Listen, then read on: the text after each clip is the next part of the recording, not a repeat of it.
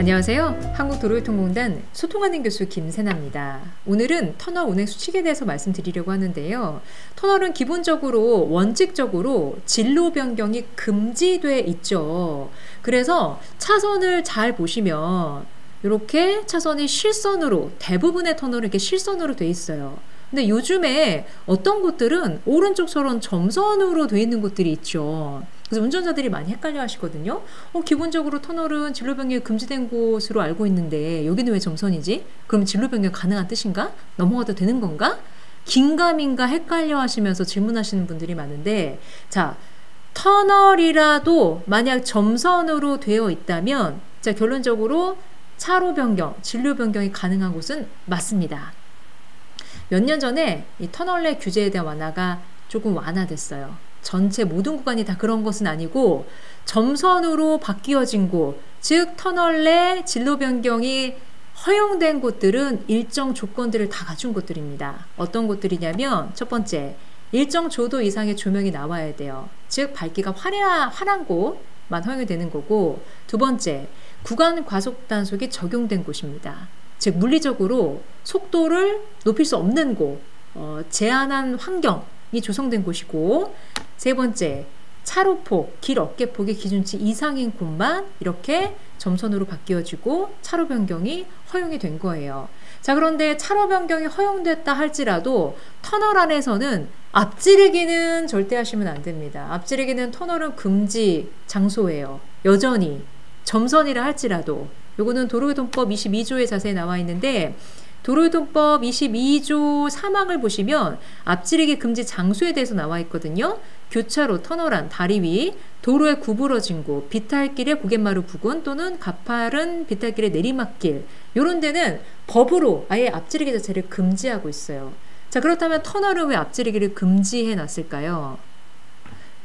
일단 앞지르기 금지 장소로 지정된 곳들은 다 위험하기 때문에 지정이 된 건데, 터널은 특히 어둡고 좁은 곳이죠. 그러다 보니까 시야적 한계도 있고 공간적인 제약도 있는 곳이에요. 자, 그리고 3번 사고가 발생하면 대피도 쉽지 않고요. 사고 처리하기 쉽지 않죠. 게다가 화재 사고로 이어지면 전체 터널 사고, 인명피해가 커질 수 있는 큰 사고로 이어질 수 있는 구조적인 특징이 있는 곳이 바로 터널입니다. 자, 그리고 요즘 같은 겨울철에는 여기 터널 안은 기온이 낮기 때문에 더 결빙 취약 구간, 결빙교통사고가 많이 발생하는 곳이에요. 그래서 앞지르기 자체를 금지하고 있는 겁니다. 자, 앞지르기 금지 장소에서 만약 앞지르기 하시다가 사고 유발하시면 요거는 단순히 종합보험으로 끝나지 않아요. 보험 처리하시면 끝나는 게 아니라 12대 중과실에 해당하기 때문에 형사처벌됩니다. 제가 사고 사례를 하나 보여드릴 건데요. 지난 10월 28일에, 그러니까 한 달 전쯤에 발생했던 사고입니다. 지난 10월 28일 경기도 남양주에서 발생했던 사고인데, 이 사고 영상은 JTBC 뉴스를 통해서 보겠습니다. 검은 승용차가 트럭 뒤를 따라 터널을 빠져나옵니다. 빠르게 달리던 차로를 바꾸는가 싶더니 그대로 옹벽을 들이받습니다. 강한 충격에 뒷바퀴가 붕 떴다 떨어집니다. 파편도 이리저리 튑니다. 잠시 뒤 엔진룸에서 연기가 피어오르고 길에 기름도 흐르기 시작합니다. 곧 불이 붙고 활활 타오릅니다. 트럭을 제쳐서 지나가려다가 이제 속도 때문에 그 옹벽을 부딪혀서 누군가 누군지도 아예 모를 정도로 그렇게 훼손이 돼서. 네.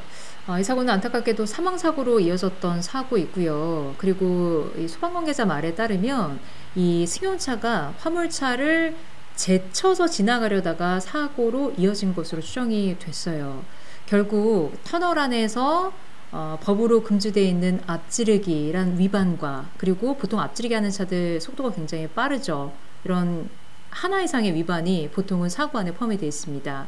앞지르기 그리고 과속 등이 위반이 결합되면서 사고로 이어졌고, 그 사고로 인해서 안타깝게도 한 명이 목숨을 잃는 인명피해로 이어졌습니다. 자, 이전에 사실 법으로 우리나라 도로교통법 중에 이유 없이 생겨난 법은 하나도 없습니다. 이전에 수많은 사고들이 있었고 수많은 희생자가 있었기 때문에 위험해서 법으로 지정이 된 거거든요. 다 시행착오를 겪고 나서 법으로 지정된 건데, 이것을 대수롭지 않게 생각해서 위반을 반복하다가는 결국 사고로 이어지고 그 사고 끝에는 내가 됐든 다른 누군가가 됐든 생사가 갈릴 수 있다는 사실을 꼭 명심해 주셨으면 좋겠습니다. 작은 것 하나라도 우리 도로에서 지킬 것을 지킬 때 나의 안전도 다른 사람의 안전도 지켜질 수 있습니다. 자, 오늘 아하도로교법은 여기까지 하겠습니다. 저는 다음 시간에 뵙겠습니다. 감사합니다.